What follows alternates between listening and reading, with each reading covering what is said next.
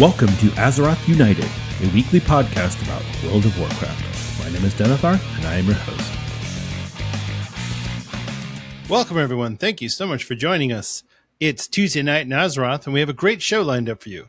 We're going to be talking about World of Warcraft's rapid update cadence, for lack of a better explanation. I'll get into all the ins and outs and tell you what I think about how World of Warcraft has been updating, how Blizzard has been pushing out the updates, the whole 8-week content cadence, all of that. We'll get into all of it. Plus, we've got Miss Pandaria Classic news, TBC Anniversary news, lots of midnight news, and quite a few items on the Blizzard store. So, we've got lots to cover, all that and more tonight on Azeroth United. So pull up a chair, sit back, relax, and enjoy. Before I get into any news or anything, I will do a quick rundown of what I got up to last week on WoW. As you know, last week's episode did not happen. And I did promise on Discord, which you can get to by going to AzerothUnitedPod.com, an explanation of sorts. And, whether or not people care, I do want to talk about this because it's important to me. So my youngest daughter, who still lives with my wife and I, she's 20, and her and her long distance boyfriend have been trying to figure out how they can, they started dating when they both lived in California, and now they're here in Ohio with us. And, she's here in Ohio with us. So they were trying to figure out how they could make this whole thing work. And we said, why doesn't he just move out here? He can stay with us until you guys can find a place. That way you guys can look for something together instead of trying to do it from across the country, which I know is difficult because that's what I did. My wife and I bought a house sight unseen in Ohio. And so, there we go. So anyway, long story short, he moved out here. We had to scramble to get a room set up for him. They're staying in one room. It's not like I have blinders on. I don't know what's going on. I know what's going on. But regardless, they needed a space where they could game, they could have all their stuff. Her room is really small. Anyway, so we had to scramble to get everything cleaned up. We had to buy a bunch of furniture. We had to take things out of a room. We had to reorganize. My room is a disaster now. I don't know if you can see on the camera. I've got a bunch of stuff that I added into this room because I needed space.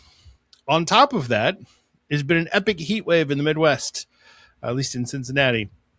And it was 95 today and humid as hell. So I've been having a rough time. Between that and we've started working on some projects this weekend, my wife and I, and right when it was about time to, all right, let's go do some stuff, we went out to the garage and both of us just gave up and said, you know what? No, we need to get the garage organized.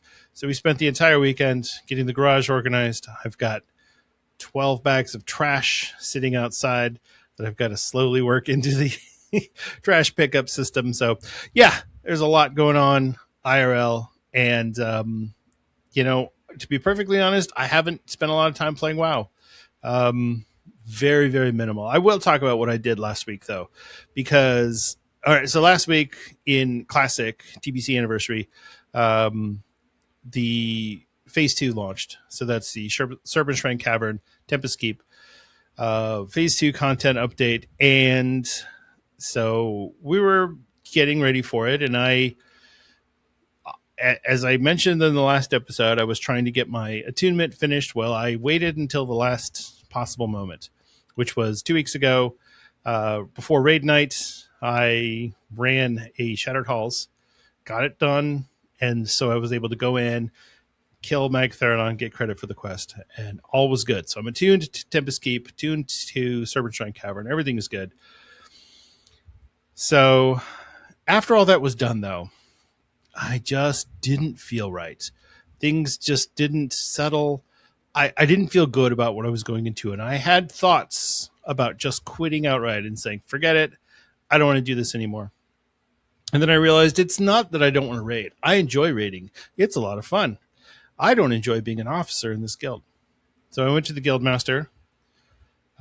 First, I told my assistant raid leaders and said, hey, I'm going to step down. as a raid leader. And then I went to my assistant raid leaders and said, hey, and then I went to my guild master after I talked to the assistant raid leaders, talked to him and said, hey, I'm going to step down. And he said, okay, I understand. IRL comes first, blah, blah, blah, all that stuff. We ended up having a good chat on Discord about the whole thing.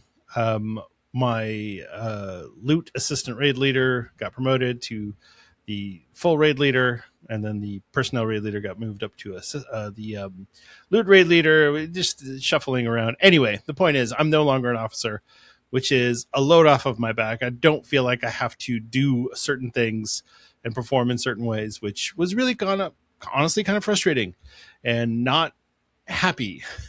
I'm playing this game for fun, and I want to have fun. And being an officer can be fun, but it wasn't, and I wasn't enjoying it, and I could see myself having an early exit from the Burning Crusade. So, that being said, I went into my first raid on last Friday as just a regular raider. No officer, no nothing, just me and my bow, and we're going to go out there and shoot baddies. And we did. We went to Tempest Keep. We cleared the first 3 bosses, which was great. Had a great time with that. And it was a lot of fun. And then on Saturday, let's go back a second. So on Thursday, I was playing my alts, and I'll get into that in a second. But I noticed that my internet was having some trouble. I kept getting disconnected. I'm like, what in the heck is going on? Now, remember, we just moved my potential future son-in-law into our house, along with my daughter and my wife, and everybody's using the internet. And I don't know if that's causing issues. We have a mesh system here in the house, and we moved it from one part of the house to another part of the house, which is farther away from where I am. And so I think that might have caused my issue. Regardless, I had no internet, or no reliable internet, on Friday night. So I got my laptop out, got set up, went downstairs, sat at the kitchen table, and raided from the kitchen table, which kind of sucked, honestly. Raiding on the laptop was not fun. I did not enjoy that.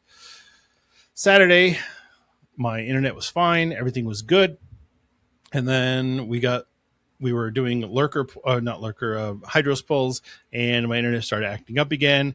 Tried connecting on the laptop. The laptop wouldn't connect now, and it was just a big mess.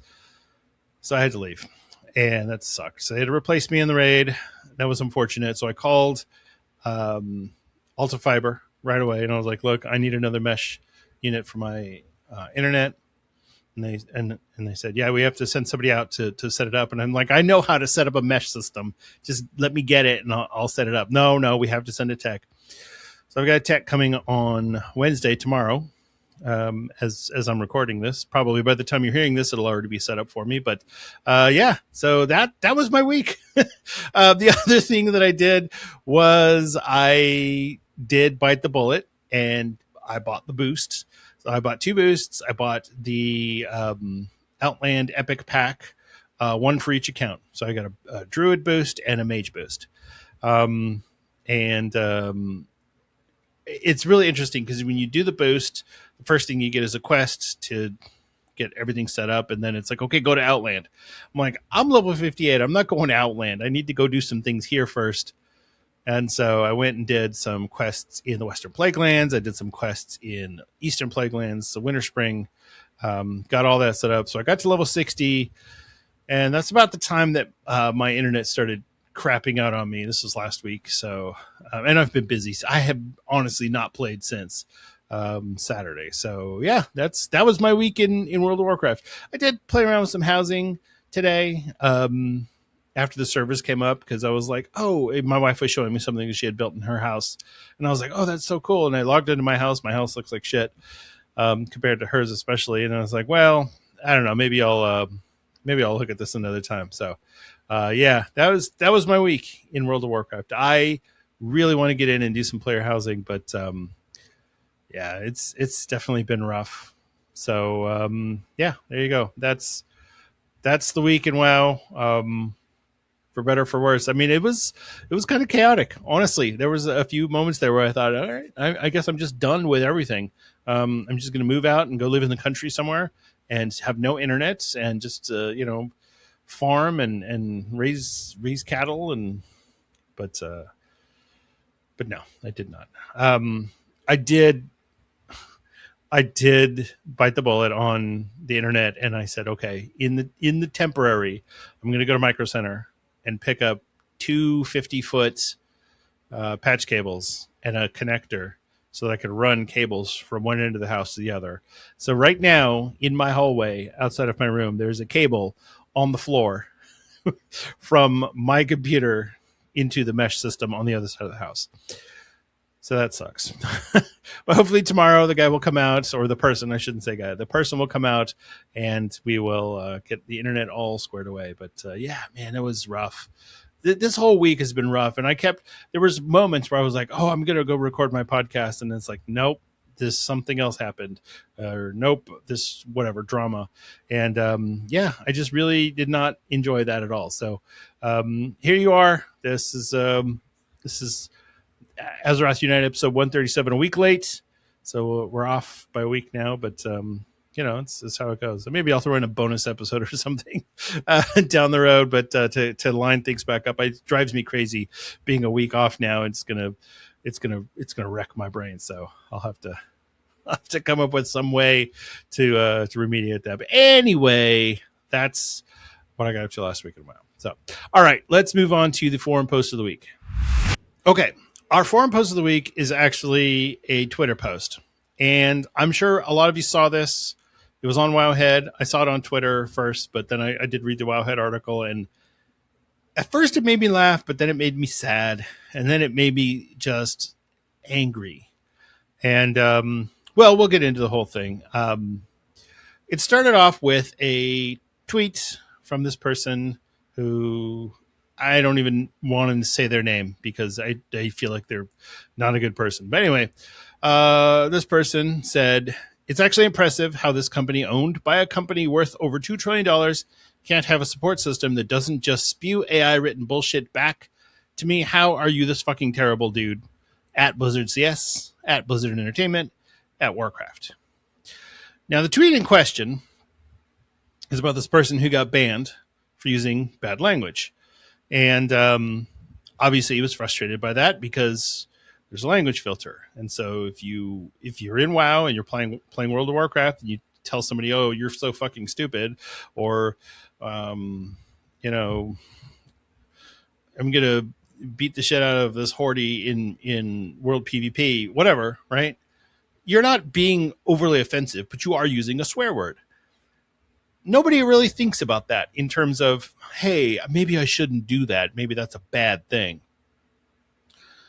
So later that day, the Blizzard CS customer service Twitter account at Blizzard CS sent this out. I just looked at the logs. Cody, which is this guy's name. I am going to say it apparently. You seem to have a fondness for dropping F-bombs. Even one, if reported, is enough. And then he tags himself PJ. This set off quite the firestorm of people being really upset and saying things like I just did, which is, hey, there's a language filter in the game. In fact, it's on by default. You have to turn the language filter off in order to see said F-bombs. And regardless, we live in a world with swearing. There are people who swear walking down the street. You can't language filter them. You can't get them banned from walking down the street because they said, oh, I hate this fucking weather. Or, why are you being such a fucking asshole? It doesn't matter. They can say that. It's legal to swear. Okay. And as has been pointed out by some people that, yes, there is a different level of ownership when it comes to swear words, when it comes to a private company like Blizzard or Microsoft versus somebody just walking down the street. We don't have the same freedom of speech in game as we do in real life. And that's fair. But this seems a little harsh and kind of a blanket rule. Just one F-bomb if reported, is enough. So 2 days later, there's another message from at Blizzard CS. It says, "Hey all, jumping in here. The way we engaged with this post isn't the quality we expect of ourselves or each other at Blizzard. Customer service is here to offer clarification and guidance. We want to make our policies clear, and we want you all to feel comfortable reaching out to us. Our behavior policies are important and are regularly evaluated to help ensure our games are great places to be for as many people as possible. To be clear, cursing is not blanket punished within our games. Context matters, and in this case, the context warranted upholding the action. Thank you for making your voices heard, and we will work to communicate with more clarity moving forward." And this one is from KAL, which I don't know who PJ and KAL are, but yeah. So I understand that sometimes you as an employee, you have to go and clean up your coworker's mess. And that seems like what has happened here. Like this KAL person had to go and clean up the mess of PJ, who was already cleaning up the mess of this Cody person. So this whole thing is just a mess. But there's a way to handle something in a clear and concise way and clean it up. And there's a way to make the mess bigger. And the first message from this PJ person made the mess bigger. And there was a lot of frustration from people on Twitter saying, this is not, we don't understand what's going on here. You're saying one thing and then you're saying another, and we're confused, and we want a clear policy. We don't want to have to guess. And that's really what it boils down to for me, is that I don't want to guess. If you say, hey, you can't swear in game or you're going to get banned. Okay. If that's your policy, fine. I don't like it. I don't. But if that's what I have to do to play World of Warcraft, I guess that's what I'm going to have to do. It sucks, but it's reality. So, okay. But that's not what they said. One person said, oh, if somebody reports it, that's it. And then the other person said, actually, there's context here that we're not getting. So it sounds like as long as you are swearing in a appropriate way, like I said, oh, I hate this fucking dungeon. Okay. All right, that's fine. But if you continuously call somebody a foul word, pick your word, whatever you want to say, if you say it over and over and over and over and over and over and over again, yeah, maybe that's enough to get you banned. Maybe that is enough to say, okay, you're not appropriate for this community. And it's not because of the words you said, it's how you used it. So I thought, okay, solved. Well, I started reading the replies, and let me tell you something. First of all, Twitter is the worst. Like, I hate Reddit because it's terrible. Reddit is like a oasis compared to Twitter. All right. So just a few choice responses. Let me get this straight. This is all caps. Let me get this straight. And then, one of your most known educated reps who has reviewed and upheld bans telling customers to piss off after being auto-banned for saying the F word, that guy who knows the policies, he got it wrong and that you guys never had a blanket policy. Your own forums have dozens of posts where community experts and CS chime in telling them they were banned for saying the F word, and saying it once will be a ban. Your company lies anytime it gets caught. You only posted this because the original post hit 1 million views. This person's angry. I mean, it's not, they're not wrong. And companies do that all the time, right? They get caught, and so now they have to come and clean up the mess. It happens. It does. Does that make it okay? Honestly, at the end of the day, yeah, it does. As long as they acknowledge it and say, hey, you know what, we're trying to do better. Fine. No company is perfect, because every company is made up of imperfect people, right? And they're going to make mistakes, and they're going to say the wrong thing, or they're going to lose their temper or whatever. There is a lot of expectations that Blizzard customer service should be perfect and respond in a perfect way. And that's simply not true. These are people. These are just regular people who happen to be doing their job. So this next person says, cool. Now review my post for why account is suspended for an inappropriate name when the character name is Slim. WTF is this? That's a good question. Slim is pretty much not an offensive name, but I don't know. I don't know what their internal policy is. This person says, that's funny. You're to defend PJ and you're still banning people for swearing, air quotes, that hasn't caused any harm or negativity to other. Paying $15 just to play this game and can't swear. Must be kid friendly, although this game is T for teen. Infrequently strong profanity. Look, I get it. You want to be able to swear. But maybe you should work on your mastery of the English language first. I'm just saying. Some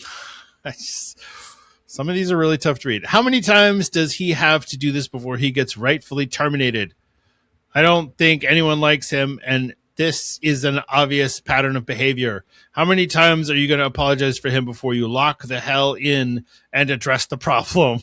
Lock the hell in. That's right. First, there is a profanity filter. If you're offended at cuss words, use it. Second, as a company with how many investigations from nasty things, where do you get off telling others how to react? Fix yourself before you tell the others that. Okay, again, a company is made up of people. And there were a lot of people at Blizzard who did some terrible things in years past. And probably still are. I don't know. I don't want to say everything's peachy keen over there, but you can't. That doesn't work for customer service. I mean, they can have their policy even if some executive at Blizzard was being a terrible person. These things are not related to each other. This person says, as I'm sure most of the community appreciates this, it's hard to make much of this response when there's a years-long history of the rep repeating the behavior. While part of me hopes PJ will climb down from his high horse when engaging with customers, I'm not holding my breath. Apparently these people really hate this guy. So, yeah, there's that. The censorship of players has got to end. It's easy enough to block anyone you don't like. That's true. That is true. So you're saying a Blizzard CS rep actively lied publicly on behalf of your company? Yes. Or spoke their own opinion, honestly. That's really what it is. Did they follow policy? Probably not. Is the policy vague and ambiguous? Probably. Honestly, it's probably very vague and very ambiguous. And then finally, seems like you're downplaying this. Also wild, since I had dozens of people yelling about how legally required this was, despite no PEGI ESRB rules requiring anything more than filters. Yeah, okay. So there you go. That was a mess that I can't even begin to comprehend how stupid some of these people are. First of all, why are you getting on there and arguing with Blizzard customer service on Twitter?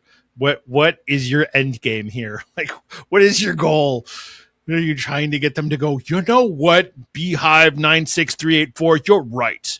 I'm going to retire from Blizzard. And then what? Now there's one less customer service rep that you were complaining that they don't have enough of. So good job. Yeah. So this, yeah, it's just been a mess. And I, for one, I get that that's a hard job that the customer service reps have to do. I get it. You got to do better. You got to communicate better. If whoever is running the Twitter account doesn't have their wits about them, then you really shouldn't tweet. And you've got to remember that Twitter is forever. So if you put something out on Twitter and then you go, oh, crap, let me delete that. Now, it's out there. People have got it saved. Screenshot it. Done. You're done. You're cooked. So you got to do better. I know it sucks. People are terrible, and they like to try and poke the bear, as it were. But you still have to do better. That's just how customer service is. You know, that's unfortunately the reality of the world in which we live. So, yeah, good job, Blizzard. Good job, Twitter. Holy moly, this is the type of thing that when I see it, it makes me go, "Why am I playing this game?" this is who I'm playing with. Why am I playing this game? And then I remember this is just a small representation of who's actually playing World of Warcraft. And honestly, most of these people on Twitter probably aren't even playing World of Warcraft. They probably don't even have an active sub. So whatever, screw them. All right, let's move on to the news.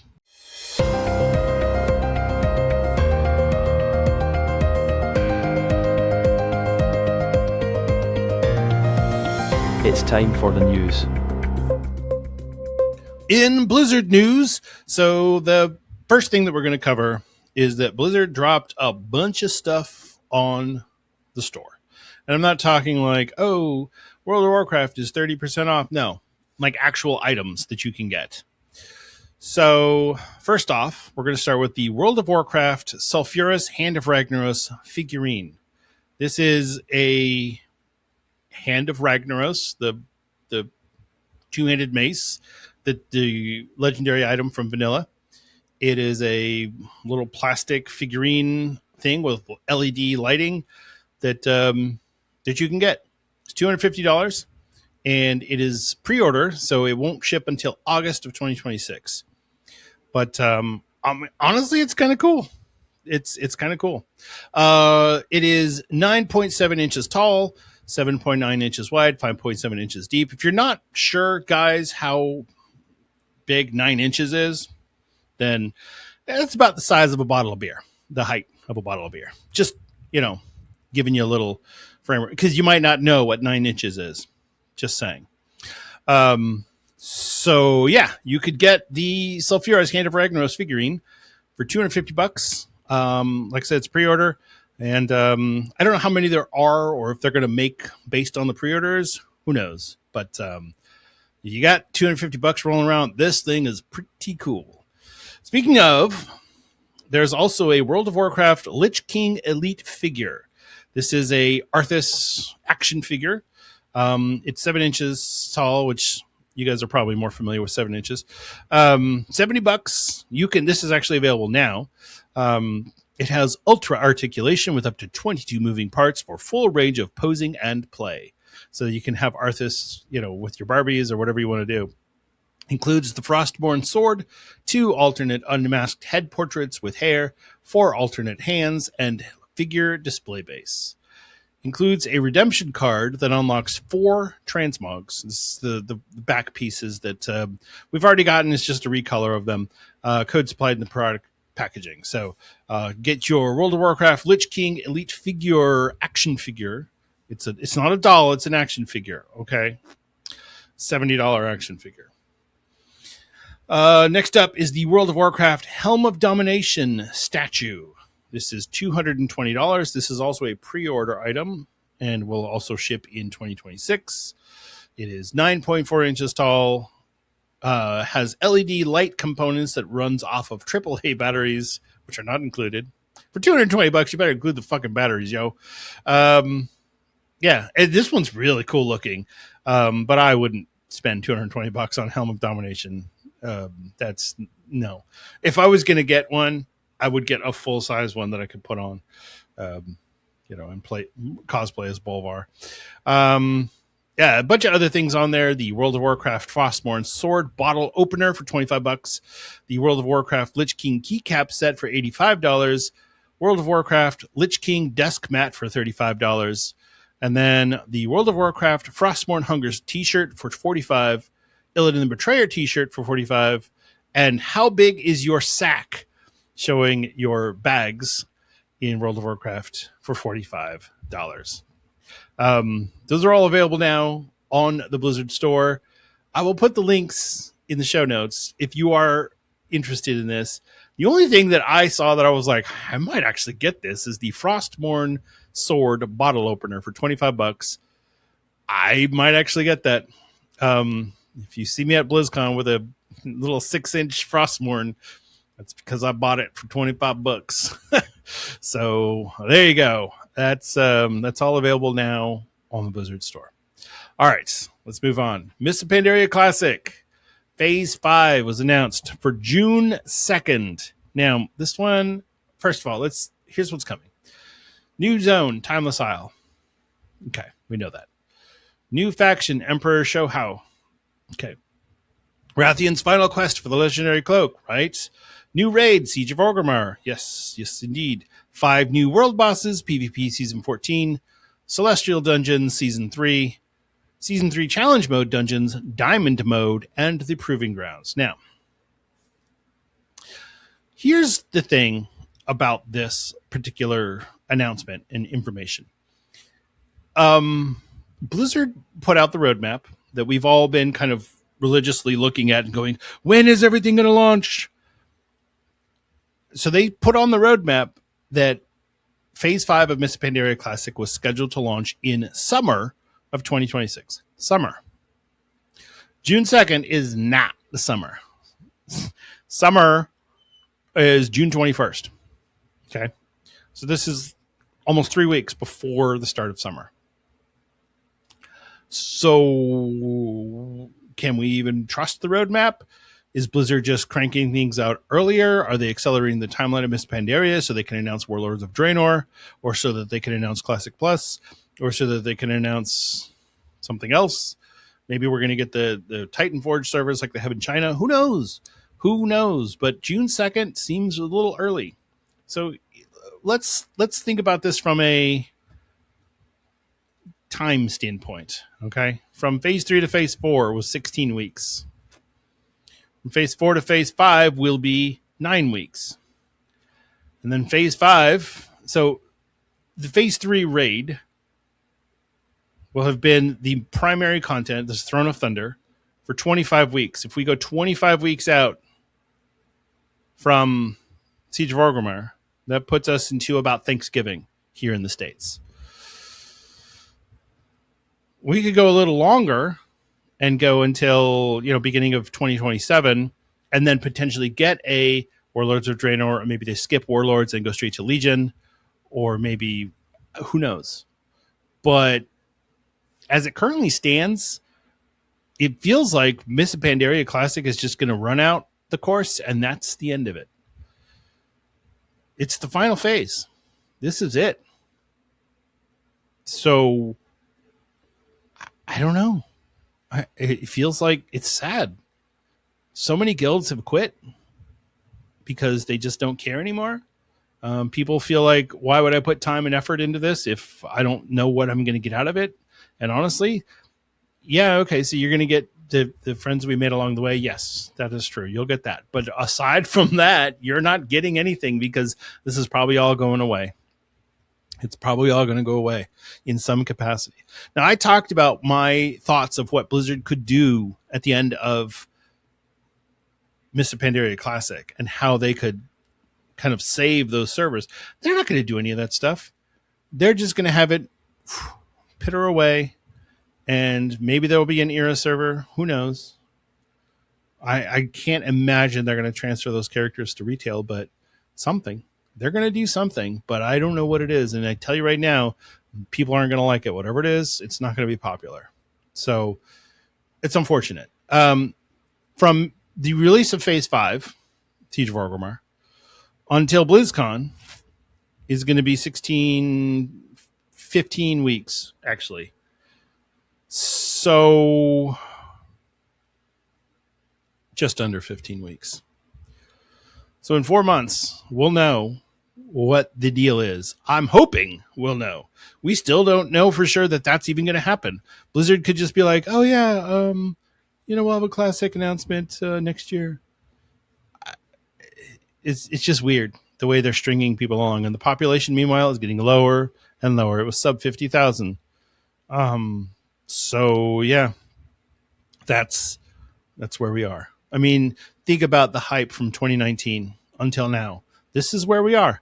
This is where Classic has gone. And it's honestly really sad.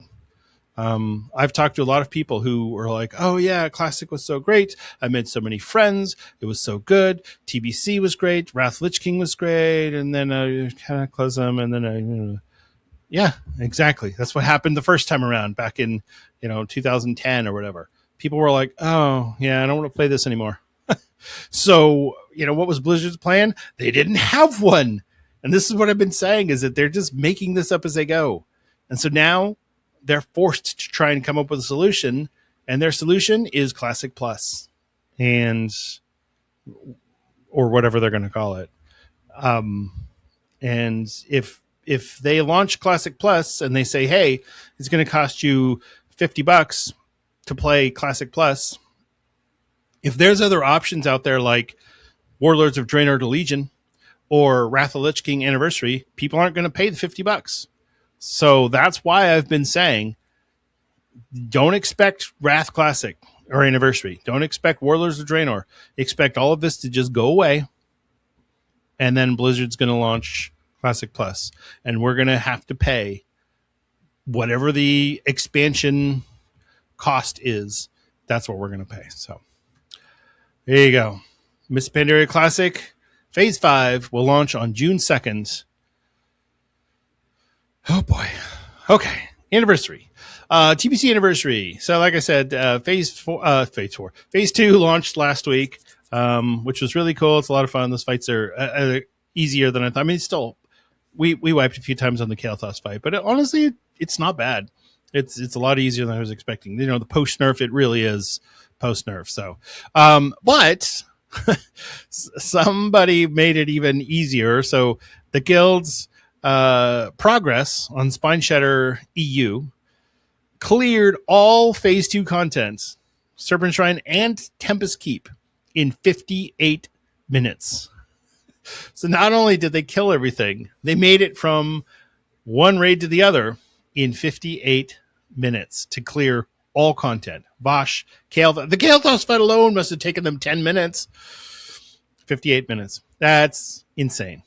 You know, and I have this item on here is Tempest Keep and Serpent Shrine Cavern race to world first. And yes, yeah, of course, this is the third time around, but still, it's interesting to see how well people can prepare for this sort of content. So, and these people are obviously very well prepared. So good to them. Progress on Spine Shatter EU. There you go. Okay.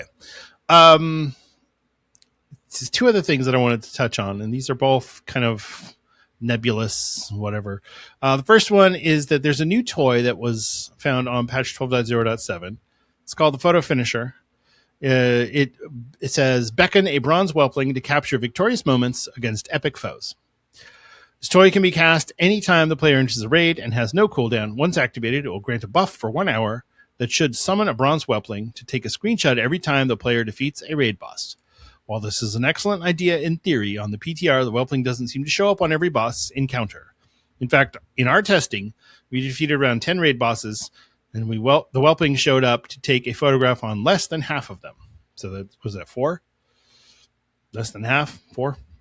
In addition to the inconsistent nature of the screenshots, the images are just the player's exact screen as the boss is defeated with UI and everything. The bronze whelpling can clearly be seen popping into existence on the right side of the player. So if the Dragonling is taking the picture, shouldn't it be from their perspective?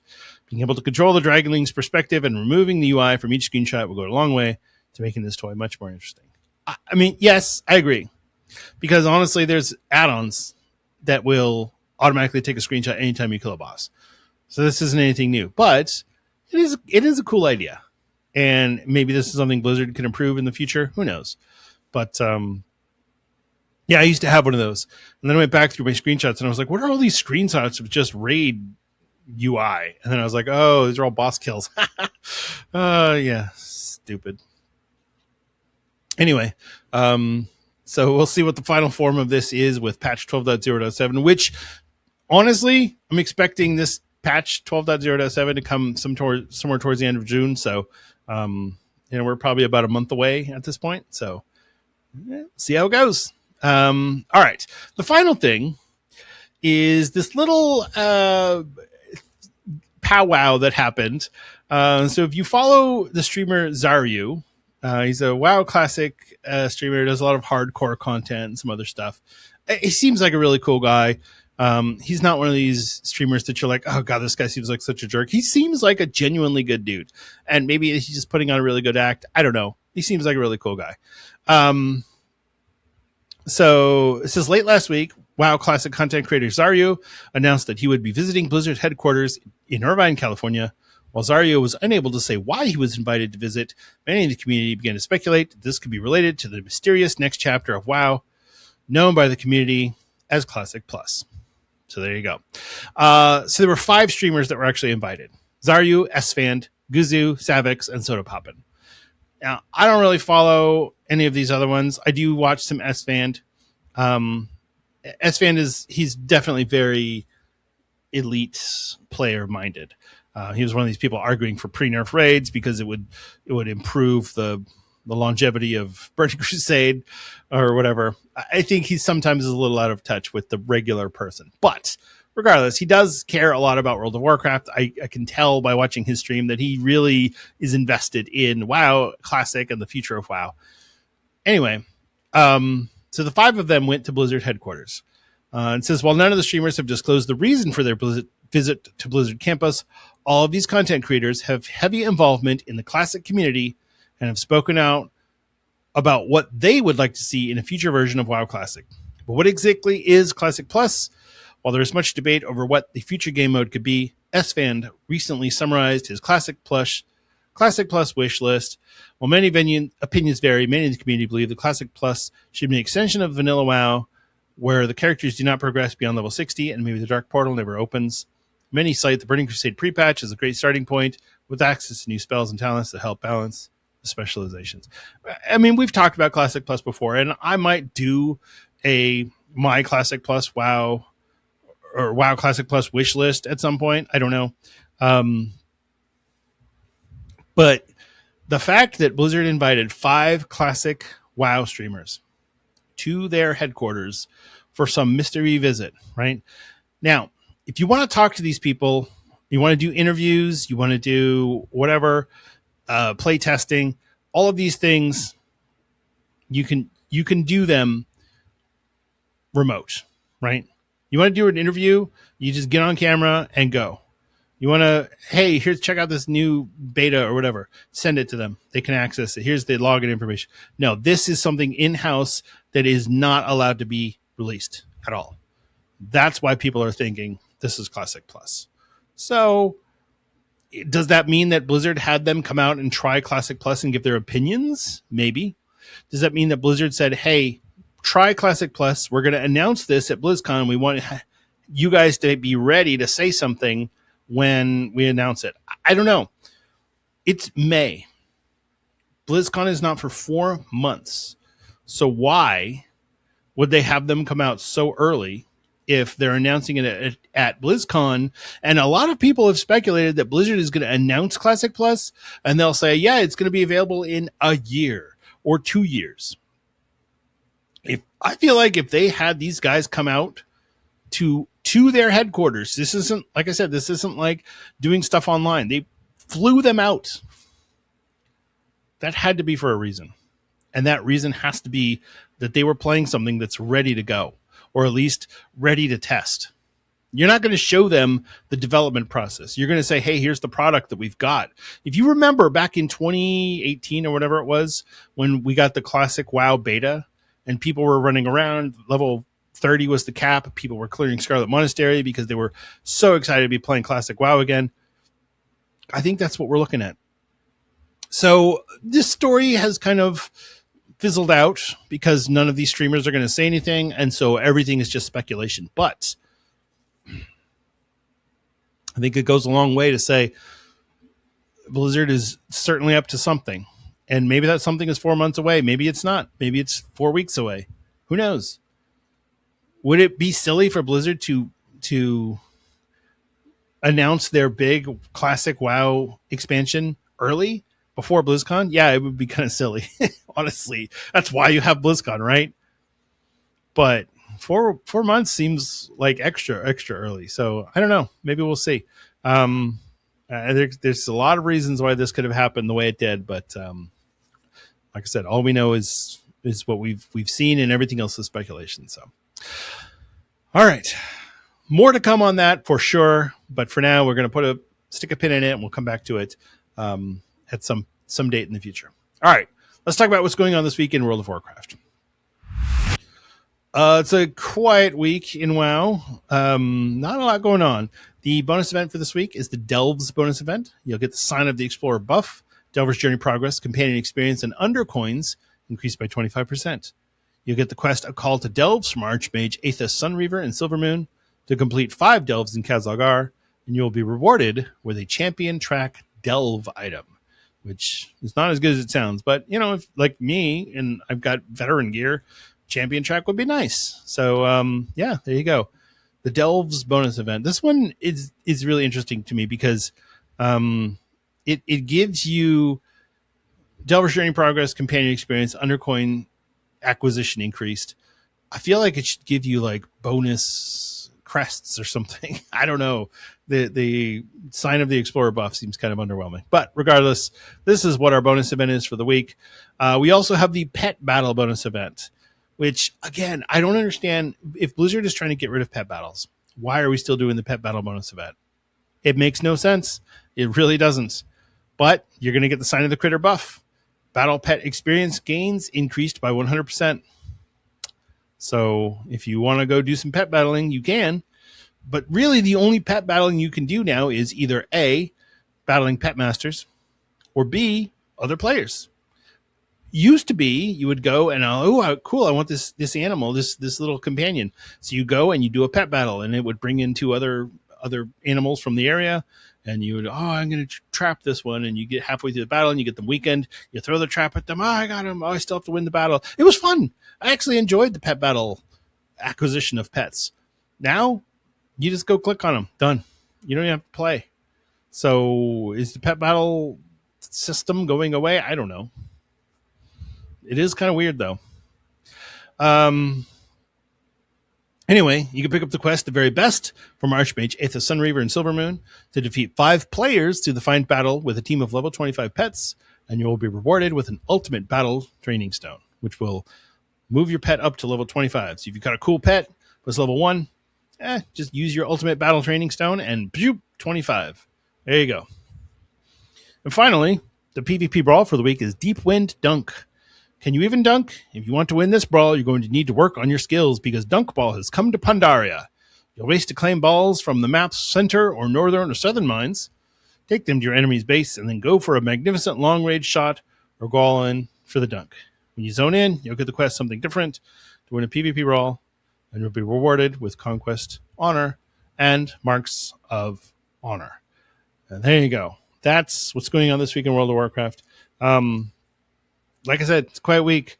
We've got the Midsummer Festival coming up in a few weeks, and but that's it. Everything's kind of quiet. I don't know. It's weird. It's just too quiet. But there you go. All right, we're gonna move on now to our main topic. Let's just move on. It's time for the main topic of the week.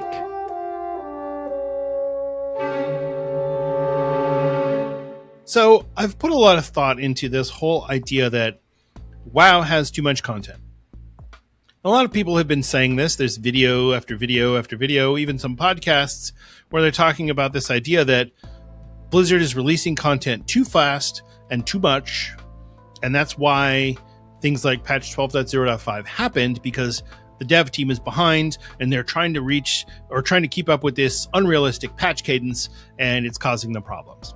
And so I decided to actually look at it and do the research and say, okay, what are we actually talking about here? Because to me, I can look at something and go, well, yeah, but whatever. And it doesn't matter. But if people are, if this is how people feel, it has to be for a reason. So we're going to get into it. We're going to go through all of the updates, and we'll see. We'll see where we end up. All right, we're going to start with patch 10.0.2. This is the final pre-release content patch for Dragonflight. And the launch of Dragonflight itself was actually a really interesting thing, because if you go back to Shadowlands, you remember in Shadowlands, people were feeling really down on Blizzard and down on World of Warcraft. There was all of the negative press that Blizzard had generated from some of their people being really terrible, some of their employees being really terrible people. And there was a lot of other things that were going on around that time. We were just coming off of the pandemic. Shadowlands had been an epic failure of an expansion. There was a lot of negativity and bad feelings about Blizzard. Dragonflight released, and it was a breath of fresh air that really gave people hope for the future of World of Warcraft. So we're going to start off with the Dragonflight launch. There were several things that came in with that launch. We had a new class, which was the Evoker. We had a new race, which is the Drekthir. We had a new raid, Vault of the Incarnates. We had 8 new dungeons, and obviously Dragonflight Season 1. There were several new features that came in with that and a couple of systems changes. The first feature that we have is Dragon Riding. Now, Dragon Riding was a big expansion, back-of-the-box feature that really defined the entirety of Dragonflight, and honestly continues to affect us to this day. Dragonflighting was a really big, major feature. The Profession revamp also was another major feature. Professions have been in the game since vanilla, but what Blizzard did in Dragonflight was completely rework how professions or how players interact with professions, and not just in how you're crafting things, but how you can craft things for other players, how you're gathering, how you specialize your professions and things like that. So it was a really big update. And then the final system update was the talent tree revamp. We got actual talent trees instead of the 3 choices across, which, for better or for worse, I don't know. Maybe that wasn't the best choice, but that's the choice that Blizzard made. And honestly, I do like the Dragonflight talent trees. I just feel like maybe they've gone a little bloated with some of the extra features. So we had a few smaller things that were released there. You had some world events, the community feast, season on Dragon, main keep, stuff like that. But for the most part, these were the main systems and features that were released with the Dragonflight launch. Dragonflight, I feel like Dragonflight launched almost like a blank slate. Like, the big expansion feature was Dragon Riding, not, hey, here's this new thing it's Torghast or it's the Covenants, or no, hey, here's how you get around, and we're going to make it fun to get around. That was the new feature that they released with Dragonflight. And honestly, it felt really good because everything in Dragonflight felt like a reset. It felt like clean slate. All right, we're going into this and we're going to feel good about World of Warcraft again. Yeah, maybe Dragonflight didn't end so well, but it started off with a bang. Moving forward, patch 10.0.5. This is the trading post patch. Most people probably remember this. This is in January of 2023. The main feature, obviously, with this patch was the trading post. The only other thing that was really worth mentioning with this patch was the Storm's Fury event, where you go into the Primalist future in Thaldraszus. And it was... I wouldn't even call this a world event. It's more like a world activity. You would go there and you'd do some quests and then you'd finish up. It was, I don't know, it was kind of weird. But that was it. That was the whole patch. There wasn't a lot of content there. Patch 10.0.7, which released on March 21st, 2023. This is Return to the Forbidden Reach. So the main feature of this patch is 2 things. First, we had the Zeskara Vaults in the Forbidden Reach zone, which the Forbidden Reach was not a new zone, but it was newly accessible to everyone because that's the Drekthir Evoker starting zone.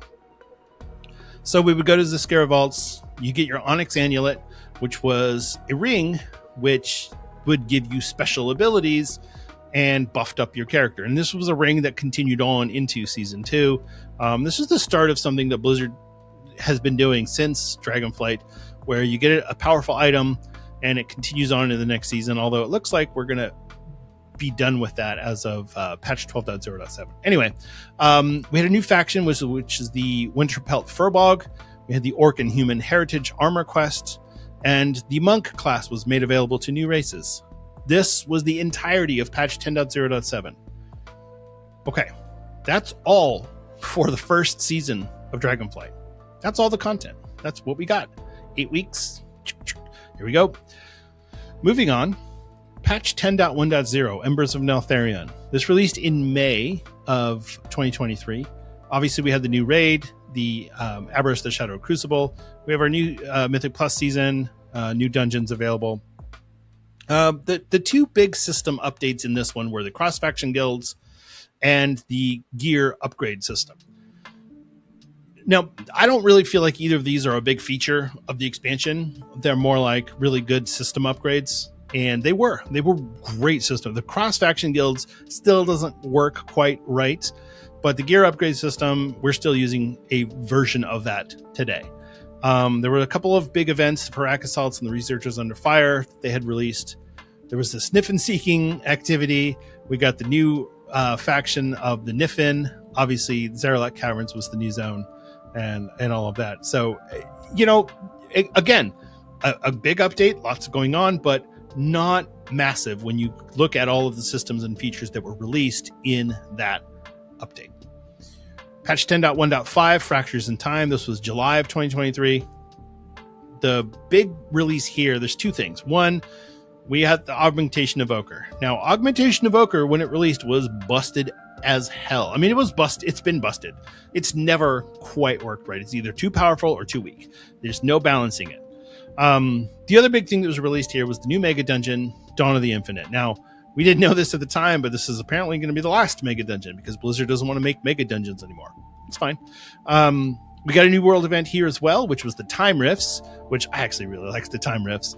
And then Warlock was made available to new races in this patch.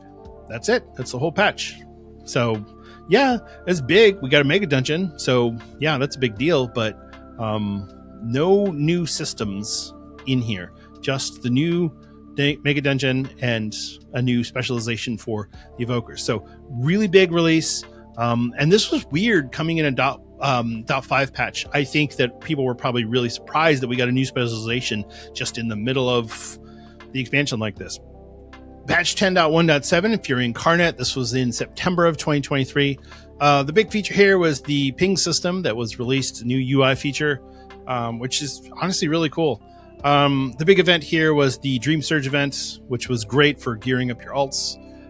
It's a good catch-up mechanism as far as world events goes. Probably one of my favorites. We had the holiday updates for Brewfest and Hallow's End. We got the Heritage Armor quest for the Night Elves and the Forsaken, and the Draenei Eridar questline. And that was patch 10.1.7. All right. Patch 10.2.0, Guardians of the Dream. This is the final leg of Dragonflight, and quite a leg it was.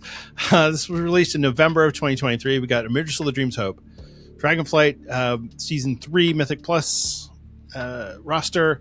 With the new world event here was the Super Bloom. We got the Emerald Bounty activity that we could go do. Emerald Dream was obviously the zone, and the new faction for Renown was the Dream Wardens.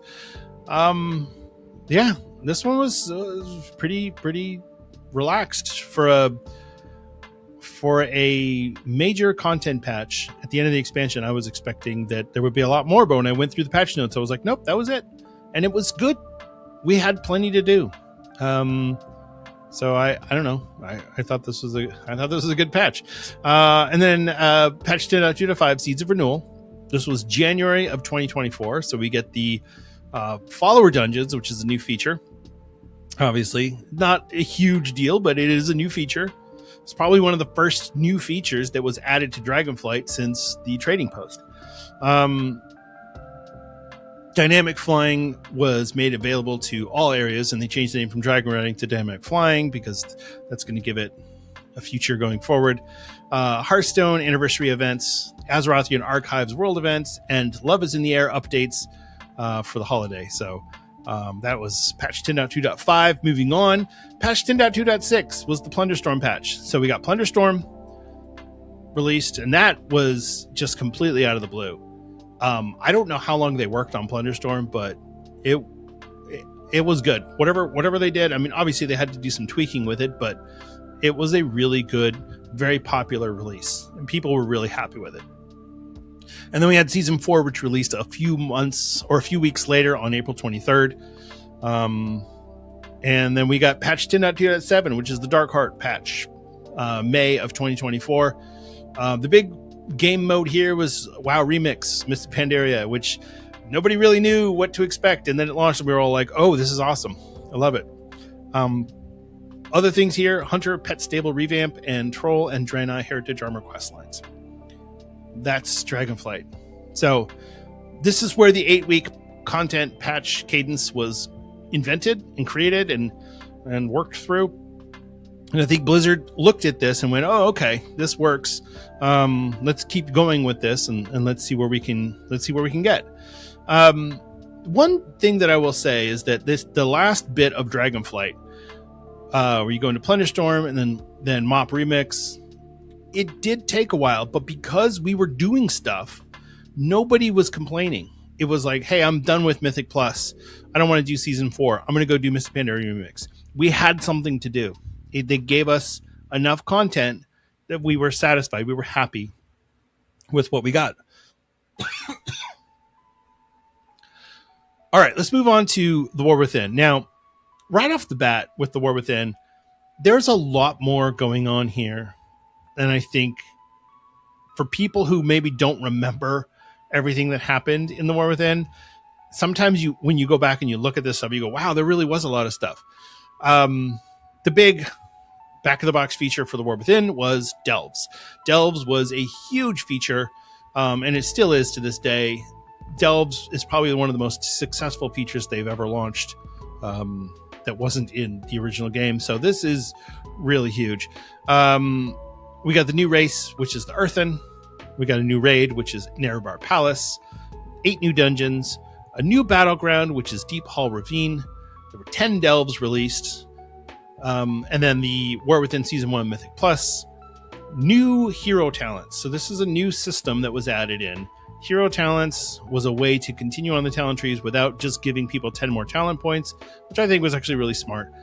It did kind of create some problems with balancing where you go, well, this kind of Death Knight is good, but that kind of Death Knight is bad. When you're talking about the same spec, but because there's 2 different hero talent trees, it kind of threw things off a little bit. And so I think Blizzard gave themselves some balancing issues with that particular feature, but it's okay. We also got skywriting available for all mounts. I think there was one mount that wasn't skywriting available for flying mounts. And then the warbands. Warbands being one of the biggest features of the War Within. I still can't believe they pulled that off. From a technical standpoint, warbands is a huge feature change. The coding alone must have been a nightmare to try and figure all that out, but they did. And for the most part, it works. There are still some things with warbands that don't exactly work quite right, but I'd say by and large, warbands has been a hugely successful feature added to World of Warcraft. As far as events go, we've got the Theater Troupe, Awakening the Machine, Spreading the Light, World Soul Memories, the typical fare, 4 new zones, 4 new factions, blah, blah, blah. Same old stuff. So that was the War Within launch. Patch 11.0.5, which is the 20th anniversary celebration. So if you remember, this was the whole patch. We basically got an entire patch, which was this event, and that was it. So the only other thing that we got with this patch that was even worth mentioning after I went through the patch notes was the Drakthir were able to choose new classes: warrior, rogue, mage, warlock, it's hunter, etc. That was cool, but that wasn't much of a patch. Now remember this when we get to midnight. Patch 11.0.5 launched with the 20th anniversary and Drakthir race to new classes. Okay, this is October, by the way, of 2024. In December of 2024, we got the new Siren Isle. We got the Circe's Circlet, and that was it. The only other thing that we got this patch was the Arathi ear customization for humans and Kultirans. Again, there's class tuning going on every time. Yes, we're not talking about that because it's a constant. Every patch has class tuning in it. Patch 11.1 Undermined. This was February of 2025. We got the Liberation of Undermine raid, Operation Floodgate, which is a new dungeon, not a mega dungeon, which I think is actually really smart. We got 2 new delves, and then the War Within Season 2 Mythic Plus lineup. The new big system or feature, or however you want to call it, is the drive system. I think it's a feature. The drive system, which unfortunately Blizzard couldn't quite figure out how to implement this successfully. So what is a really cool idea was implemented kind of poorly, and I think it'll just stay in Undermine forever and we'll never see it again, which is unfortunate because it was a great idea. It just didn't really work very well, in my opinion. We got the surge pricing world event, which was, you work for Nana, whatever her name is. Obviously, we're driving around Undermine in our cars in the drive system. One interesting thing that they added here was they gave us the Galagio Loyalty Rewards Club, which was a way to earn reputation with the raid itself, and then that would give us the ability to unlock our the damage nerfs or the damage buffs, a nerf to the bosses. It was an interesting way to do it. I don't know that I liked it. I think I liked the timed one better. But this was the idea here was, hey, if you're doing this every week, you're going to get it at this point. But then what happens is if people miss a week or you miss a month because you had to go on vacation or whatever the reason is, that didn't feel good. So I think Blizzard wisely decided with the launch of Midnight to get rid of this. But they did try it again with patch 11.2. Anyway, patch 11.1.5, which is the Nightfall patch. This one was one of the poorly received patches. And the reason for this is the way that Blizzard staggered the release. So we're already talking about this content every 8 weeks, which is way more frequent than we had been getting before. Previously, when we were getting rapid content, which was Legion, we were getting content every 11 weeks. And people loved it. They thought it was great. This is every 8 weeks. But they do things like this patch where we got the cooldown manager, which was a cool new UI feature that didn't work correctly. And then we got the Nightfall world event scenario thing. But then we got Horrific Visions Revisited, which is honestly kind of a major feature for this patch, but it didn't release until May 20th. The patch came out on April 22nd. So we had to wait almost a full month before we could play the major feature for this patch. It didn't make any sense. Still doesn't make sense. We also got the Dastardly Duos limited time events. It was okay. I didn't really like it. But that released on June 3rd. So 2 more weeks after the launch of Horrific Visions, we got Dastardly Duos. It just felt weird that these major features in the patch, one that is, honestly, you could still go do Horrific Visions if you wanted to, and then the Dastardly Duos, which was a limited time event, but still, it didn't release until June 3rd. Remember, this patch released on April 22nd, so that was weird. That was really weird. Patch 11.1.7, and now I'm going to add some commentary here. This is where things start to go off the rails, okay? We already had the patch 11.1.5, which didn't feel great, but overall, it worked. It was fine. This is patch 11.1.7. This is where things go crazy. This is the Legacy of Azeroth patch. Yes, the one with that quest line. That's the one. The major things that we got here, we got 2 new UI features, which were the assisted highlight and the single button assistant.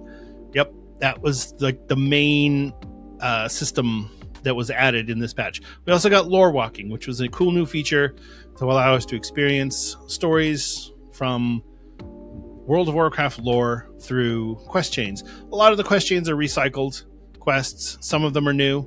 I think overall the lore walking is really good. It's a good feature, and it gives Blizzard a framework with which they can apply any new quest line. We're going to get a new lore walking in patch 12.0.7. So I think that's good. We also got the overcharged delves. Now this is a new endgame system that allowed us to essentially power up our character at the end of the season before going into season 3. And I think overall it was a good idea, maybe not implemented perfectly, but it worked pretty well. We also got the disc belt, which was an item that we powered up.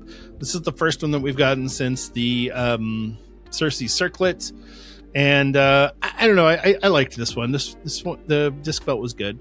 We also had the Greedy Emissary events and the Collector's Bounty, which just a limited time event. Didn't really take much for Blizzard to implement, I don't think. You just got to tweak some numbers, but I think overall this was a pretty heavy patch. A lot of new features added, a lot of systems added into this patch, and this is where we start to go off the rails. So patch 11.2, Ghosts of Koresh, we got new raid, Manaforge Omega, new dungeon, Echo Dom Aldani, new delve, Archival Assault. Cool. Just the typical stuff that you get at the beginning of a new season. All this stuff. Season 3, here we go. They revamped the bank system. So the way our banks work, they completely redid it. I like the new banks better, but it was a little bit of a speed bump to get to that point, but it's okay. We got a new item here, and this was the Rishii wraps, and this was the first time we've gotten one that's an artifact And I don't know, it just felt weird. So we power up this cloak throughout the first however many weeks, 5 weeks I think it was, of this patch, and then it gives you abilities that you can use while doing world quests. Phase diving was the new system that they added in, and it just felt kind of it didn't feel exciting, it wasn't interesting, and we had to have the cloak to do the raid, so you had to get it, but there was nothing about it that was exciting. So I'd say that it was a good attempt by Blizzard, but I think they've probably finished off that experiment. And then we have the Manaforge Vandals, which is the new raid renown, to give us the ability to get our buffs through running the raid instead of just through timing. So patch 11.2.5 was the Legion Remix patch. This was the one that gave us Legion Remix. Also gave us the turbo boosts. If you weren't doing Remix, you could do turbo boost. This is where we got the puzzling cartel chips, which was really cool. It created a lot of controversy because Blizzard didn't want to give us the ability to buy certain things unless we had also done certain things, and people didn't like that. So it created a lot of drama, and I think that they've learned the lesson from this, and where we are now is much better. But we'll get there in just a moment. Patch 11.2.7, The Warning. This is December 2nd, 2025, okay? So we're right at the end of The War Within. Blizzard decided to, and I still don't understand this. To me, this made no sense. They gave us, well, no, that's not true. It does make some sense. They gave us the major expansion feature of Midnight a patch early. So if you had pre-ordered Midnight of any version, even the regular version, you got early access to player housing, which was, I mean, I had fun with it. I went and I did player housing, and I built a whole bunch of stuff in my house, and I had a good time. But this is the major feature for Midnight. I mean, this is the back of the box feature. This is their delves. This is their dragon writing. And honestly, this is bigger than either of those things. And we got it a patch early. So we also got the skywriting revamp, which was, they changed the way that the controls on skywriting worked. Not a big deal. It was weird at first, but I think everyone's pretty much used to it now. We got the Pandaria Heritage quest line. We got the Elves of Quel'Thalas lore walking quest. And the Brawlers Guild returned on December 9th for a limited time event. So there you go. That was patch 11.2.7, The Warning. Now we move on to the launch of Midnight. And I'll tell you right now, there's a lot of things in here. So we already talked about player housing, but that was a feature of Midnight. And even if you bought Midnight the day before it came out, you still got early access to player housing. So, but it was part of the development process for Midnight. They had just finished most of it early. There were still some aspects of it that were to come later, but they finished the good chunk of it in the beginning. So go ahead and give it early access. That's fine. But player housing is a feature of Midnight. The other big feature of Midnight is Prey. Now, player housing is obviously not an endgame system or endgame feature. Prey is an endgame feature. It didn't seem like it at first. When I first read about it, I thought, okay, well, this is whatever. It's just a thing you're going to go do. No, this is an actual full-blown endgame feature. I don't know if you want to call it a pillar next to Mythic Plus and Raid. I think maybe Prey and Delves can share a pillar, but it's certainly a full-blown endgame feature. We also got the Heronir allied race. We got the Devastation Demon Hunter specialization, which is great. Let's not release any more new specs in the middle of a expansion. 3 new raids, or 9 raid bosses, which is fine. 8 new dungeons, 10 new delves, a new epic battleground, which is Slayer's Rise, and the new Mythic Plus season and PvP season for Midnight. New systems that we got. We got the Apex Talents, which is just a way to add some more talent points again, but without the drama created by the hero talents. I actually like the Apex Talents. I think they're good. We got the Transmog revamp. Now, this one's interesting because they completely changed the way the Transmog system works, which I'll tell you right now, probably took them a lot of development. because you've got to take something that's been in the game since 2010 or 2011 and completely switch it around and change the way it works. I guarantee you there's a lot of spaghetti code that they had to go through and either delete or modify or something. Transmog revamp. We got the player housing, neighborhoods, and the endeavors, which was a really cool feature that for player housing that was not in the early access. So I really like being able to interact with that. And then we got a bunch of new UI features, which was like the boss timers, the damage meter, the enemy nameplates. These things were all good. They're not great. And I think long term, they're going to get better, but they're still not where the previous versions of these things were. The add-on version of these features, Blizzard is not there yet. So, all right. The world events. Abundance, Legends of the Harenir, Salthura Soiree, Stormarian Assault. Yes, okay. Same thing as always. Here's some new events, 4 new factions, 4 new zones. And Void Elves can become Demon Hunters now. And that was the release of Midnight. It's a lot more in the release of Midnight, but I don't think it's exceptionally more. Here's where things get a little weird.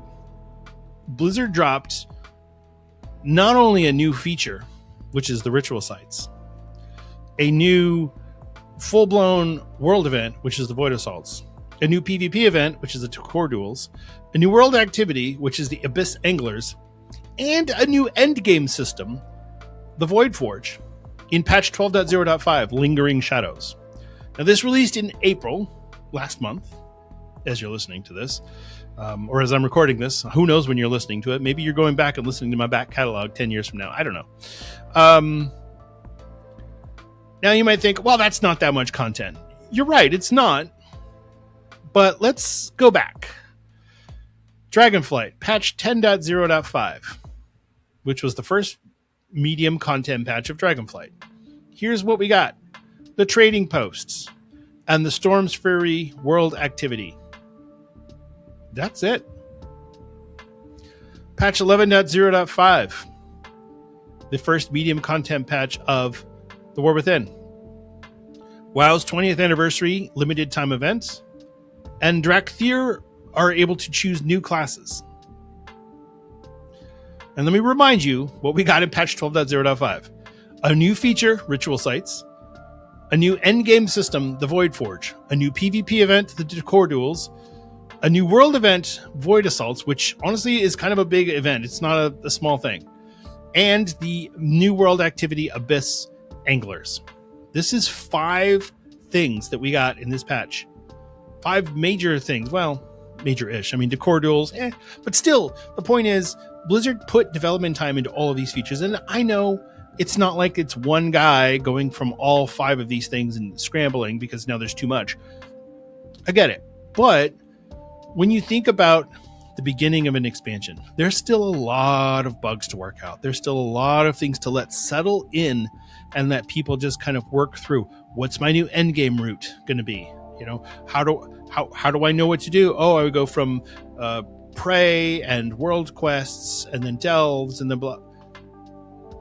Okay, but people need to learn these things, and Blizzard hit us with so much content right off the bat. Now, I'm crafting a narrative here, okay, and I don't expect you to think, well, Denethor, you're absolutely 100% correct. I believe everything you say. I'm telling you what I think, and I think there was too much content in this patch. I think they could have taken 2 of these things out, and it probably would have been okay. Give us Decor Duels, give us the Ritual Sites, and give us the Void Assaults. Done. Don't put the Void Forge in the game right off the bat. I mean, it's a cool system, and I like the idea behind it. But the fact that they decided to put this in off the rip, we're 8 weeks in, and we already have a power-up mechanism in the game.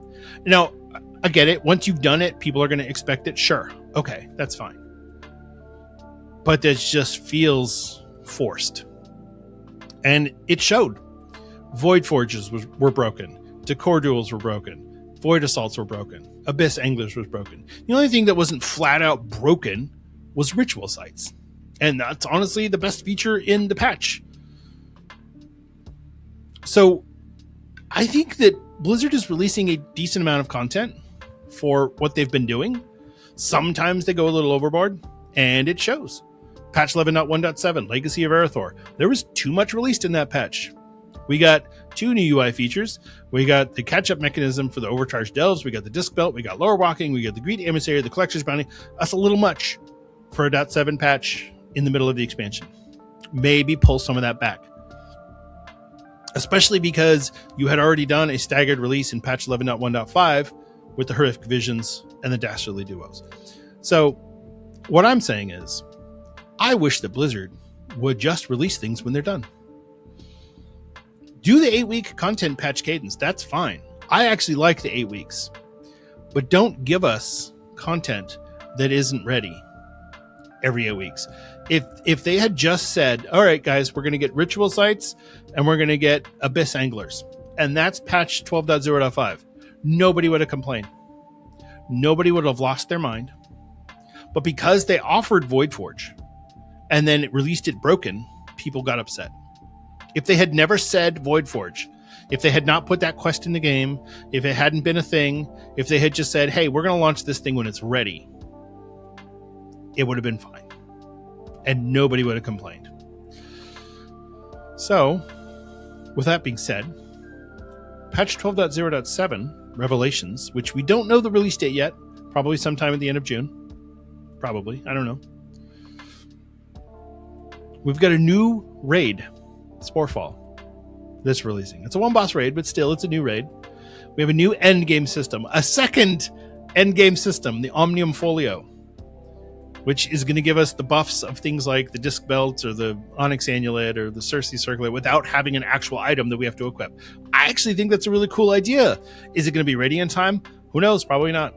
It's going to be broken and they're going to have to patch it. I'm telling you right now.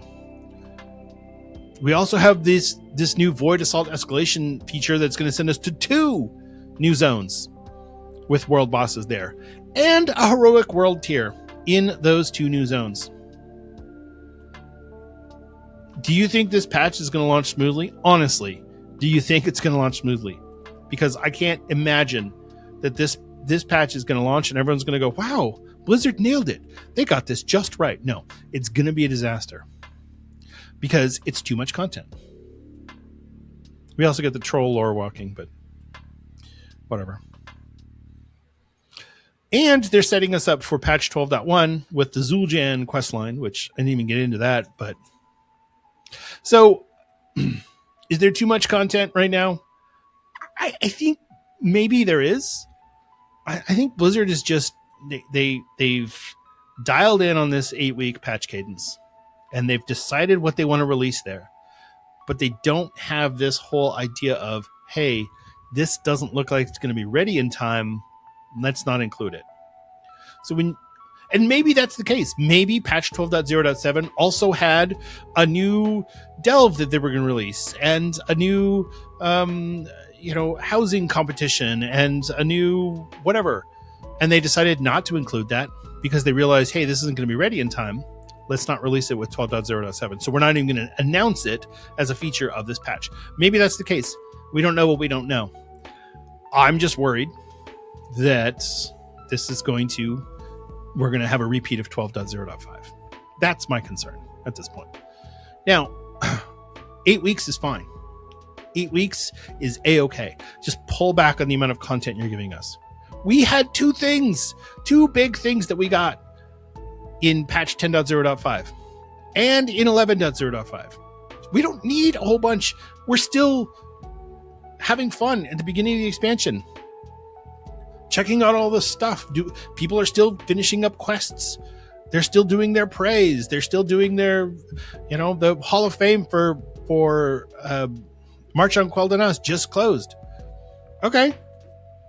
It's not like people are logging off at midnight. Well, there's nothing to do. I guess I'm done here. Oh, there's plenty to do. I don't know. I feel like, and it sounds complaining. Oh, Blizzard, you're giving us too much content. No, I want a return to Blizzard of old, where they said, okay, we're going to give you your content when it's done, not when it's scheduled. And that's the concern that I have, is that they're operating on a schedule rather than a project completion standpoint. And I get it. You got to appease the investors. Fine. But maybe pull back just a smidge, just a little bit. Because I'll tell you right now, I'm terrified of the new Labyrinth Delves. That's not going to work at all, man. It's going to be a disaster. But we'll see. We'll see. Maybe I'm completely wrong.